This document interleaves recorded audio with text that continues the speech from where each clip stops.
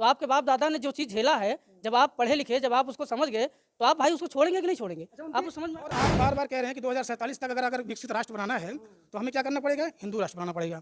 तो आप बताइए, आज़ादी की लड़ाई में संविधान बदलना, वो कह रहे हैं कि संविधान बदलना जरूरी है। हम वही तो हम बात कर रहे हैं ना कि जब आप संविधान की बात कर रहे हैं, तो आप कौन से संविधान को जब बदल देंगे तो क्या लाएंगे आप? क्या आप हिंदू धर्म ग्रंथों को लाएंगे, या फिर इस आज़ादी की लड़ाई में जितना हमारे मुस्लिम भाइयों ने भी सहयोग प्रदान किया है, उनके लिए क्या रहेगा? आप कुरान को बनाएंगे? क्या बनाएंगे आप? किस बेस पे फिर कानून चलेगा? एक राष्ट्रपति जो दलित है वह मंदिर में नहीं जा सकती, एक उसी पार्टी का एक नेता जो ब्राह्मण है वो उसमें पूजा कर सकता है। ये आपको नहीं दिख रहा है, तो वो ये दिखाना चाहते हैं कि आप दलित हैं, इसका मतलब इसलिए आपके साथ जो है अन्याय हो रहा है। दिया गया कि ये गुलामी की विरासत है। तो संविधान की गुलामी की विरासत है। गुलामी का विरासत संविधान नहीं है। गुलामी से निकालने का काम संविधान ने किया है। नहीं तो दलित लोग जो है, जो पिछड़ा लोग थे, इनके पिछवाड़े में पूछ बांधा जाता था।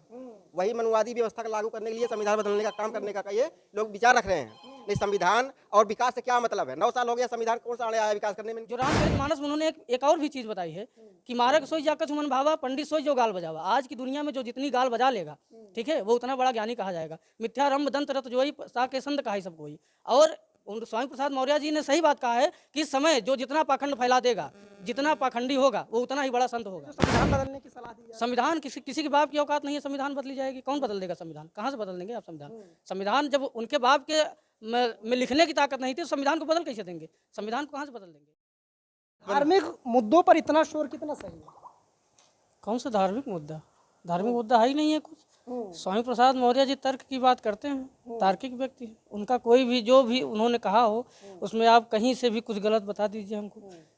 जितनी चौपाइयाँ उन्होंने रामचरितमानस में बताई हैं, बताइए कहीं से कोई गलत हो, बताइए कहीं से भी एक भी शब्द अगर उन्होंने कहीं से गलत कहा हो तब बताइए। ये तो हम और आप परेशान हैं ना जबरदस्ती स्वामी प्रसाद मौर्य जी को लेकर। स्वामी प्रसाद मौर्य जी जो लड़ रहे हैं, वो इसलिए नहीं लड़ रहे हैं कि जो है क्या कहते हैं कि आप जो है क्या कहते हैं कि बहुत परेशान हैं। इसलिए लड़ रहे हैं कि आपकी जो पुरानी जो प्रथा थी, जो चीज़ें थी, जो आपके बुजुर्ग थे, वो परेशान होते चले आए।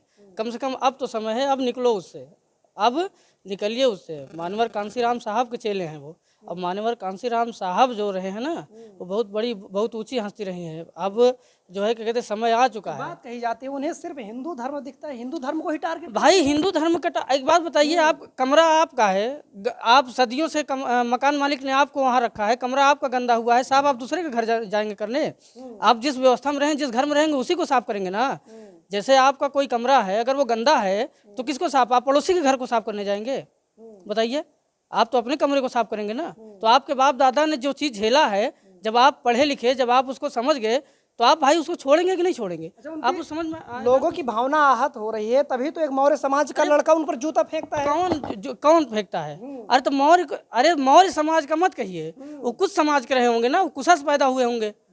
जो मौर्य समाज से हैं वो कभी जूता नहीं फेंकेंगे। जो कुशा से पैदा हुए होंगे, जिनको लगता है कि कुशा पे जल छिड़कने से हम पैदा हुए हैं, वो जूता फेंके होंगे। बाकी पूरा मौर्य समाज और जो है कि जो अगर मैं भुजवा समाज से हूँ, यहाँ नाई समाज से भी लोग खड़े हैं, यहाँ पासी समाज से भी लोग खड़े हैं, और सब के सब स्वामी प्रसाद मौर्य जी के साथ हैं, उनके विचारों के साथ हैं। समझ रहे हैं?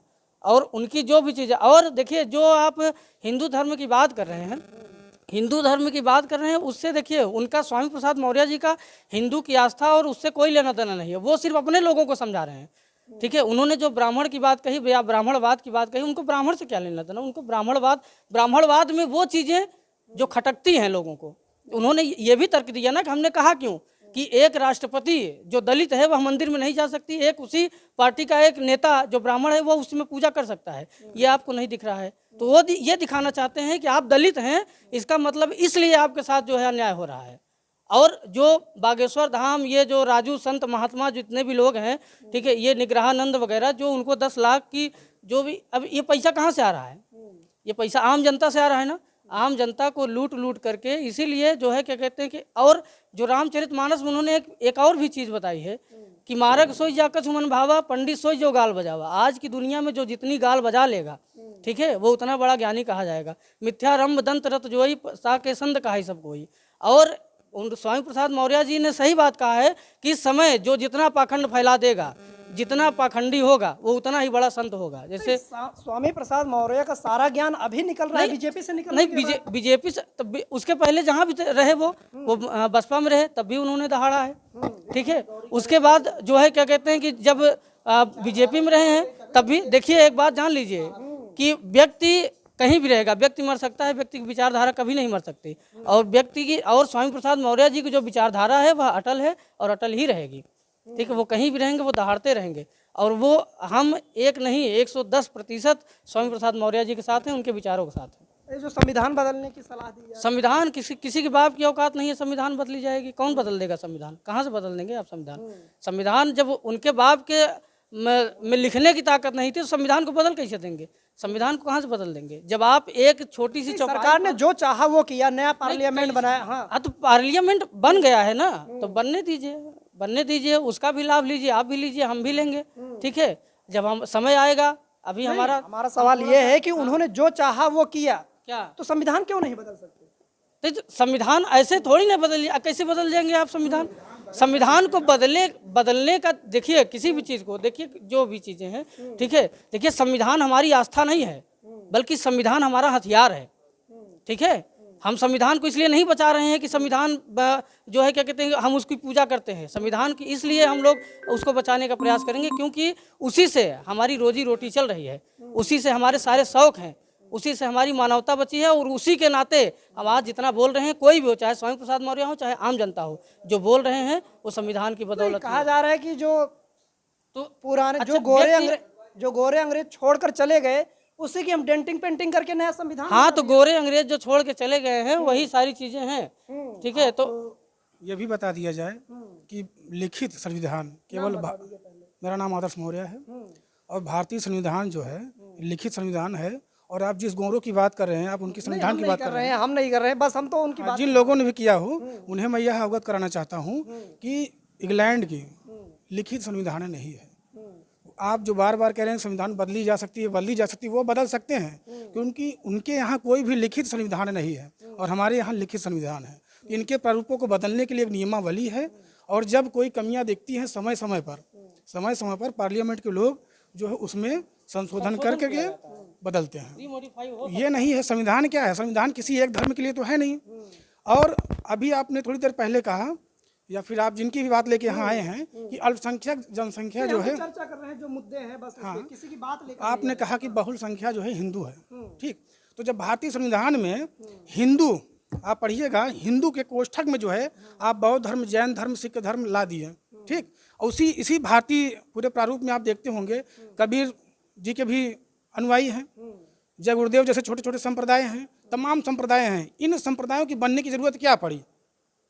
और आप बार बार कह रहे हैं कि 2047 तक अगर विकसित राष्ट्र बनाना है तो हमें क्या करना पड़ेगा? हिंदू राष्ट्र बनाना पड़ेगा। तो आप बताइए, आज़ादी की लड़ाई, संविधान बदलना, वो कह रहे हैं कि संविधान बदलना जरूरी है। हम बात कर रहे हैं ना कि जब आप संविधान की बात कर रहे हैं तो आप कौन से संविधान को जब बदल देंगे तो क्या लाएंगे आप? क्या आप हिंदू धर्म ग्रंथों को लाएंगे, या फिर इस आज़ादी की लड़ाई में जितना हमारे मुस्लिम भाइयों ने भी सहयोग प्रदान किया है उनके लिए क्या रहेगा? आप कुरान को बनाएंगे? क्या बनाएंगे आप? किस बेस पे फिर कानून चलेगा? या कानून किसी एक धर्म, एक व्यक्ति, एक जाति, एक समुदाय के लिए नहीं है, यह समस्त भारतवासियों के लिए है। तो सभी लोगों के लिए यहाँ आरक्षण की व्यवस्था की गई है। जो भी निचले तबके के लोग हैं और जो सवर्ण हैं, उनकी भी काफ़ी दिनों से समस्याएं चल रही थी कि भैया हमको जो है संविधान में क्या किया जाता है, भेदभाव किया जाता है। इसी आधार पे आपने देखा होगा इंदिरा साहनी वाद विवाद को जो है, जिसमें कहा गया था कि आरक्षण 50% से अधिक नहीं हो सकता, फिर भी उसमें संशोधन करके आरक्षण को 68% कुछ % कर दिया गया। किस लिए? ताकि आर्थिक आधार पे भी जो पिछड़े हुए लोग हैं उनको समाज में जो है सही दायित्व, सही जो है विकास हो सके। इसलिए भारतीय संविधान को जब जब संशोधन की जरूरत पड़ी है, यहाँ के लोग, यहाँ की जो है सरकार की है। अच्छा, अभी तक संविधान में जो है 106 बार संशोधन हो चुका है, फिर भी बदलने की बात? देखिए, कुछ बदलेगा नहीं। जो चल रहा है वो सब राजनीतिक चल रहा है, सब अपना अपना वोट बैलेंस बना रहे हैं हर पार्टियां। इससे क्या फायदा हो जाएगा अगर ये शोर होता है संविधान बदलने? तो इससे फायदा होगा, नुकसान होगा? इससे नुकसान ही हो रहा है, फायदा कुछ नहीं हो रहा है। इसमें देश का विकास थोड़ी ना होगा, देश का विकास नहीं होगा इसमें। कहा जाता है कि जो 1950 में जो संप्रभुता थी, जो संपन्नता थी, जो लोगों का सामाजिक ताना बाना था, वो वही नहीं है। तो जब वो बदल गया तो संविधान क्यों नहीं बदलना चाहिए? ठीक है, अगर जो बदलना चाहे। दिक्कत क्या है इनको? बदलने वालों को वर्तमान संविधान से दिक्कत क्या है? जिसलिए बदल रहे हैं, आप जैसे मीडिया भाई बंधु के लोग, उनसे ये क्वेश्चन करें कि कि संविधान में ऐसा कमी क्या है जिससे वो बदलना चाहते हैं। बदलना इसलिए चाह रहे हैं। विकसित राष्ट्र बनना है इसलिए पुराना संविधान। विकसित राष्ट्र बनने से और संविधान संबंध क्या संबंध है? क्या संबंध है उससे? और एक और तर्क दिया गया कि ये गुलामी की विरासत है। कौन संविधान की गुलामी की विरासत है? गुलामी का विरासत संविधान नहीं है। गुलामी से निकालने का काम संविधान ने किया है। नहीं तो दलित लोग जो है, जो पिछड़ा लोग थे, इनके पिछवाड़े में पूछ बांधा जाता था। वही मनुवादी व्यवस्था को लागू करने के लिए संविधान बदलने का काम करने का ये लोग विचार रख रहे हैं। नहीं, संविधान और विकास से क्या मतलब है? 9 साल हो गया, संविधान कौन सा आड़े आया विकास करने में? इनके कौन सा संविधान आड़े आया कि किसी विकास में संविधान कहाँ आड़े आया? नाम बदलने से कुछ विकास हुआ क्या? इलाहाबाद से प्रयागराज बदला गया तो क्या कौन से चमक गया? कौन से सोने का लग गया? कौन से चांदी का आ गया? कुछ आ गया क्या यहाँ पे? नहीं आया ना। तो इनसे ये पूछिए ना, संविधान में दिक्कत क्या है जो बदलना आप चाहते हैं? पुराना है, गुलामी की विरासत है, जो पुराने छोड़कर चले गए वही सब है। इस मनुस्मृति कितनी पुरानी है? मनुस्मृति कितनी पुरानी है? नहीं, उन्होंने तो कहा नहीं कि हम मनुस्मृति लाएंगे। हम चाहते हैं मनुस्मृति बदली जाए।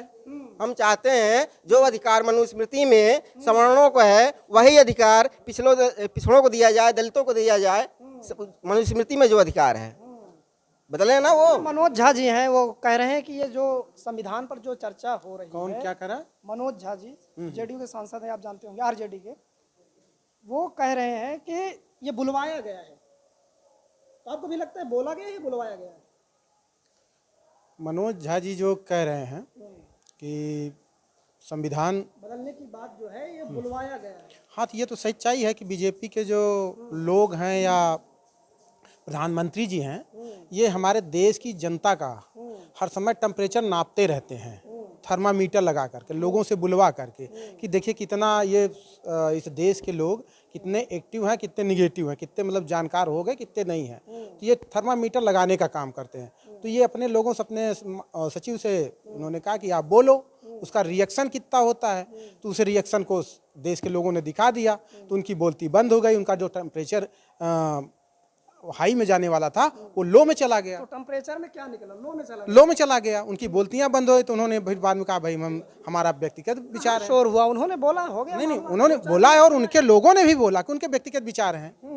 तो फिर क्यों भाई? उनके व्यक्तिगत विचार है तो भाई इस देश में संविधान का एक वो है कि भाई सारे लोग स्वतंत्र हैं, ठीक है, अपनी उन्होंने मर्जी से बोल दिया, मगर ये कि उसको करके तो दिखाएं। अगर इनकी हिम्मत है तो भाई बदल कर दिखाएं। फिर देखिए होता क्या है इस देश में। नहीं, सरकार ने जो चाहा है वो किया है। नहीं, ऐसा कुछ नहीं कि जो चाहा वो किया। जो चाहा वो नहीं किया। अब ये है कि विशेष सत्र आने वाला है 18 से, फिर से 18 सितंबर। तो 18 से करके दिखाएं ना जो करना है इनको। एक देश एक चुनाव। एक देश एक चुनाव जो करने जा रहे हैं, ये कहीं न कहीं इस देश के लिए एकदम घातक है। और फिर ये करके दिखाएं तो खर्चा बचेगा। खर्चा ऐसा कुछ नहीं है। ये अपने बचाने के, अपनी इज्जत बचाने के लिए कर रहे हैं। इसमें क्या इज्जत बच जाएगी? इनकी इज्जत क्यों नहीं बच जाएगी? कि जैसे अभी तक इनके कुछ प्रांतों में सरकार नहीं है और अलग अलग समय सरकार चुनी जाती है, चुनाव होते हैं, तो वैसे इस तरह से इन्होंने उससे बचने के लिए, कहीं ऐसा ना हो कि मेरा पूरे देश सुपाड़ा साफ हो जाए, तो कहीं से कम ये रहेगा तो एक आध स्टेट में मुझे मिल जाएगा, इसलिए वो परेशान है। और खर्चा, देश का हम पैसा बचा रहे हैं। कहाँ देश का पैसा बचा रहे हैं भाई? अगर आप लोकसभा विधानसभा का चुनाव कराने जा रहे हैं तो क्या एक ईवीएम लगाएंगे आप? एक पोलिंग पार्टी लगाएंगे आप? ऐसा तो है नहीं। या एक पुलिस शासन प्रशासन के लोगों को लगाएंगे? ऐसा तो है नहीं। आपको अगर 2 चुनाव करा रहे हैं एक साथ तो आपको डबल व्यवस्था करनी पड़ेगी। और जब डबल व्यवस्था करनी पड़ेगी तो सबको भाई वेतन देना पड़ेगा, उस सुविधा देनी पड़ेगी, सब कुछ करना पड़ेगा। ऐसा नहीं है। ये तो देश को मूर्ख बनाने की बात कर रहे हैं। इस देश में कोई पढ़ा लिखा तो है नहीं। अब आज के जितने बीजेपी के लोग हैं और आरएसएस के लोग पढ़े लिखे, उतना तो कोई पढ़ा लिखा है नहीं। वो अपने उनके दिमाग में ये चीज़ चल रहा है। वो तो बातें तब आती है जब उनके ऊपर सेव का 100 का 1.25 सेर जब मिल जाता है तो बोलतियाँ बंद हो जाती हैं। बात वही है। विशेष सत्र पर क्या कहेंगे? जो 18 अब विशेष सत्र में उनकी क्या मंशा है वो लेकर आए तो फिर उससे चर्चा किया जाए। पहले से क्या बक दिया जाए? अपने से कोई हम लोग कुछ बकना नहीं है। देश की जनता कुछ नहीं बकना। पहले वो कुछ लाएंगे तब जनता जवाब देगी। एक देश एक चुनाव से फिर आप ऐतराज जता रहे हैं? मैं नहीं ऐतराज जता रहा हूँ। वो उनकी मंशाएं गलत हैं और देश के पूरे देश की जनता उनको जवाब देगी।